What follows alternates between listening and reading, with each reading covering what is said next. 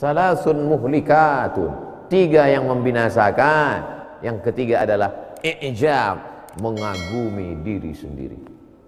Wa kharaja ala qaumihi bizinatihi, kalau dia keluar dari rumahnya berjumpa orang, dibawanya perhiasan-perhiasannya, dan ketika dia bawa perhiasannya, dia dengar ada orang bercakap, ya laita lana misla ma utiya Qarun, andai kami punya banyak perhiasan macam punya Qarun. Disitulah dia merasakan euforia, kebahagiaan yang luar biasa.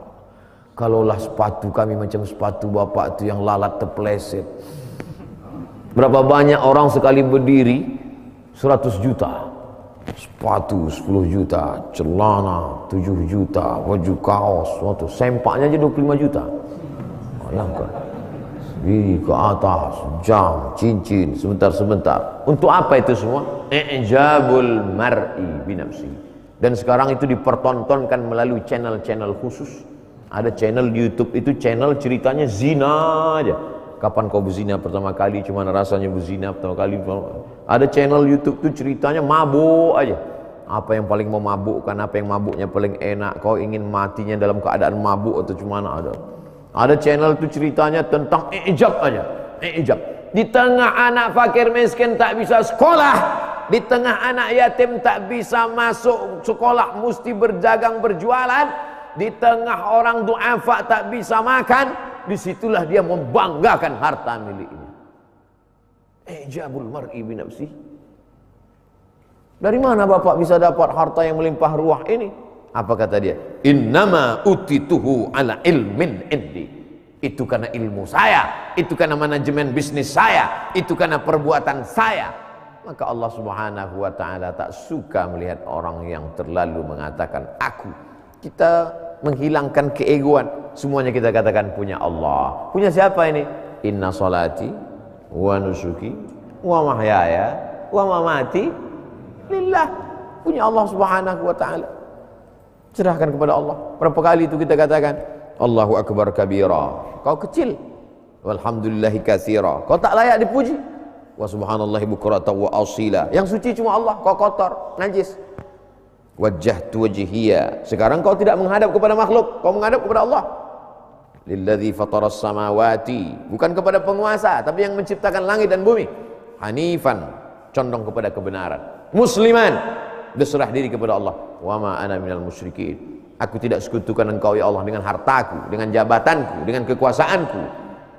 Inna salati wa nusuki wa mahyaya wa mamati lillah la syarika lahu wa bidzalika umirtu wa ana minal muslimin. Kadang kita tak sempat merenungkan makna iftitah itu, karena kita membaca iftitah itu pas macam mengulum goreng pisang panas.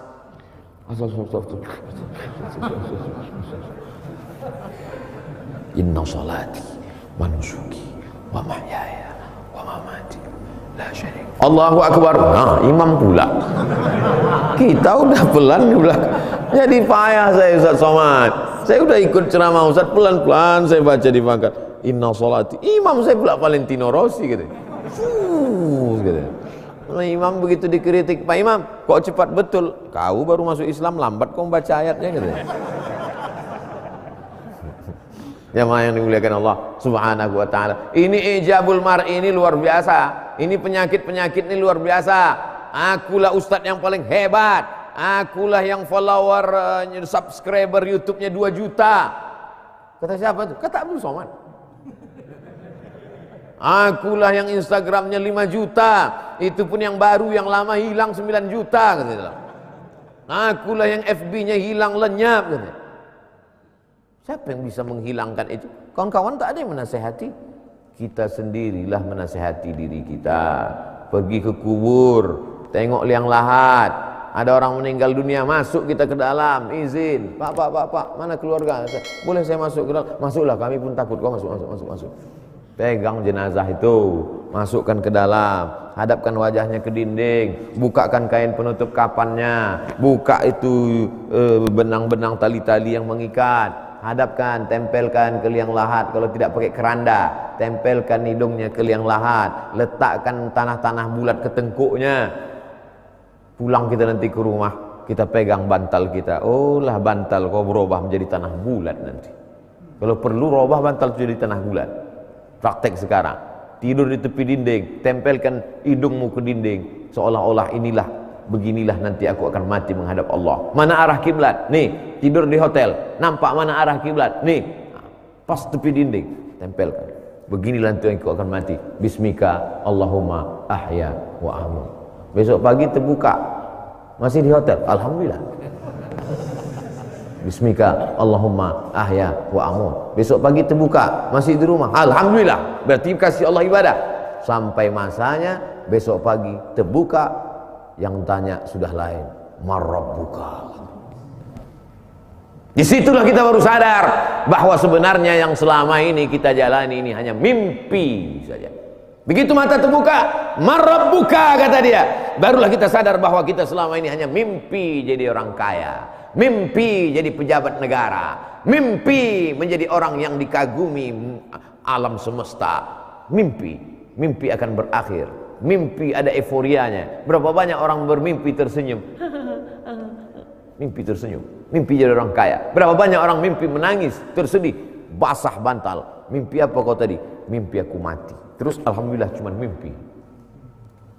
Tapi ada saatnya kita terbangun, terjaga. Idza sama'um fatarat, langit terbelah. Wa idzal kawakibun tasarat, planet bertabrakan. Wa idzal biharu fujirat, air laut dinaikkan. Wa idzal quburu bu'sirat, yang dikubur dibangkitkan. Alimat nafsum ma qaddamat wa akharat. Barulah dia sadar. Mana i'jabul mar'i binafsihi. Ana rabbukumul a'la. Aku Tuhan kamu yang paling tinggi. Puncak dari kesombongan, i'jab. Aku Tuhan kamu yang paling tinggi. Bagaimana cara Allah mematikan dia? Hanya dengan tersedak air laut masuk ke dalam paru-paru. Tidak mungkin air mau masuk ke dalam paru-paru. Itu maka anak-anak dilarang ngomong sambil minum, jangan cakap, nanti masuk ke dalam. Tersedak, sakit. Sakit. Kenapa? Karena Allah ciptakan paru-paru menolak air. Dia hanya nafas saja. Kalau masuk ke dalam, sakitnya minta ampun. Yang masuk ke dalam paru-paru Fir'aun itu bukan air sungai Musi, air laut merah, asin. Kalau mau tahu merasakan sakitnya mati Fir'aun, balik dari sini ambil air garam. Jangan masukkan sekarang, nanti habis azan maghrib. Masukkan sekarang. Masukkan. Masuk ke saluran. Dikasih Allah ada saluran ini. Ada saluran nafas yang tidak mungkin air masuk ke paru-paru. Ada saluran nafas yang ada saluran minuman. Yang tahu itu siapa? THT, spesialis telinga, hidung, dan tenggorokan. Terus paket luar biasa. Siapa yang menciptakan itu? Allah subhanahu wa ta'ala. Dia yang mengatakan paling gagah, paling perkasa. Ternyata cara Allah mematikannya sangat hina. Hanya dengan air yang masuk ke dalam saluran pernapasan. Mati yang biasa. Coba kalau Fir'aun itu matinya disambar petir, keren kan? Kenapa Fir'aun mati? Buang, sambar petir. Gagah, jantan. Ini matinya tersedak. Mati batu. Nauzubillah. Mudah-mudahan kita mati husnul khatimah. Itulah puncak dari kehidupan. Berkuasa 400 tahun. 400 tahun. Sampai-sampai dia bertanya. Apa kata dia? Ailahun ghairi. Apakah ilahun, Tuhan, ghairi, selain aku? Ailahun ghairi. Adakah Tuhan lain selain aku? Ditanyanya rakyatnya. Adakah Tuhan lain selain aku? Tak ada, kata mereka. Kaulah Tuhan. Namanya Namruz. Apa yang dilakukan Allah kepada dia? Dikirim Allah nyamuk. Masuk ke dalam.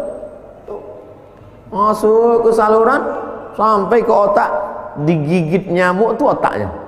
Cuman memukul nyamuk dalam otak. Kalau nyamuk di otak-otak bisa kita selesaikan. Nyamuk dalam otak. Pukulnya tak juga hilang, pukul diambil martel tak juga, diantukkannya gerining, mati. Namrus. Orang-orang yang ijab itu, orang-orang yang terlalu kagum pada dirinya itu, matinya mengenaskan, matinya mengerikan. Tokoh-tokoh dunia, cobalah tengok. dari mulai Mustafa Kemal Atatürk, dari mulai yang menggantung Umar Mukhtar, Mussolini dari Italia, gagah perkasa, matinya mengerikan, dikudeta oleh rakyatnya sendiri, mereka gantung rame-rame. Rata-rata orang-orang sambung. Hitler yang mengatakan tak ada Tuhan, gagah perkasa, mati bunuh diri, mati dalam kesepian, mati dalam kesendirian, mati dalam kengerian. Kenapa? Karena Allah ingin menghinakannya di atas muka bumi Allah Subhanahu wa ta'ala.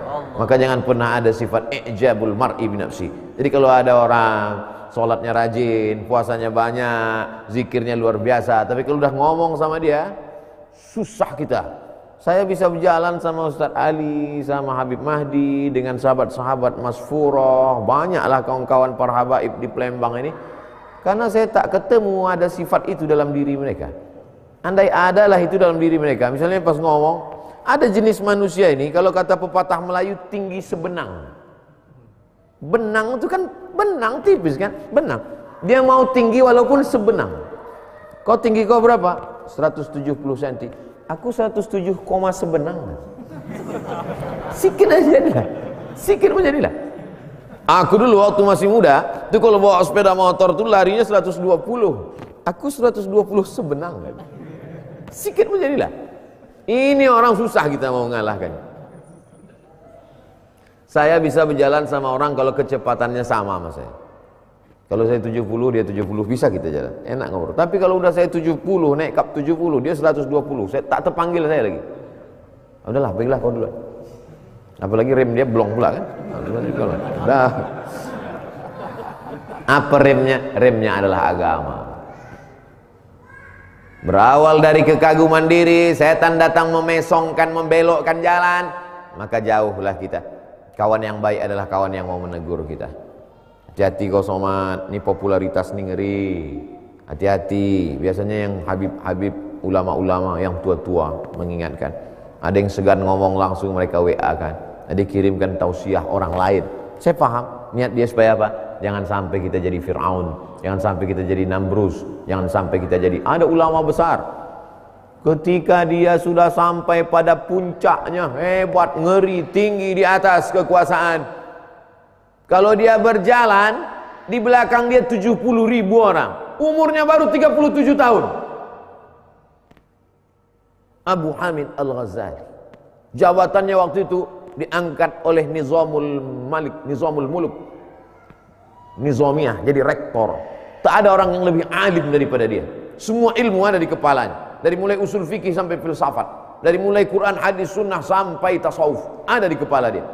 Tapi kemudian apa yang dia lakukan? Ditinggalkannya itu semua, pergi dia uzlah 11 tahun di tepi menara Masjid Umayyah di Damaskus, Suriah. Sampai akhirnya dia hilangkan sifat keangkuhan dan kesombongan itu. Ada pula ulama besar, kalau dia berjalan, semua orang datang mencium tangannya, memuliakan dia. Masuk dia ke dalam WC, ditutupnya pintu WC, diambilnya brus, dimasukkannya tangannya mencuci lubang WC. Tangan kau yang dicium-cium orang, tangan kau yang dimuliakan orang. Disinilah letaknya, kau bukan apa-apa. Kau hanya seperti makanan, datangnya bersih, datangnya bagus, keluar jadi kotoran. Kau pun sekarang bersih, bagus, nanti kau akan menjadi sampah dimakan cacing tanah. Kita menyadarkan diri kita sendiri, karena kalau tidak, kita akan menjadi orang yang euforia, berbahagia sesaat. Salasun muhlikatun, 3 yang membinasakan: syuhun muta', hawa muttaba', i'jabul mar'i binafsihi. Bakhil, kikir, tamak, diikuti, hawa nafsu dipeturutkan, merasa kagum dengan diri sendiri. Kalau ada itu pada diri, siap-siaplah binasa. Insyaallah kajian subuh ini menyelamatkan kita semua insyaallah. Al-Fatihah.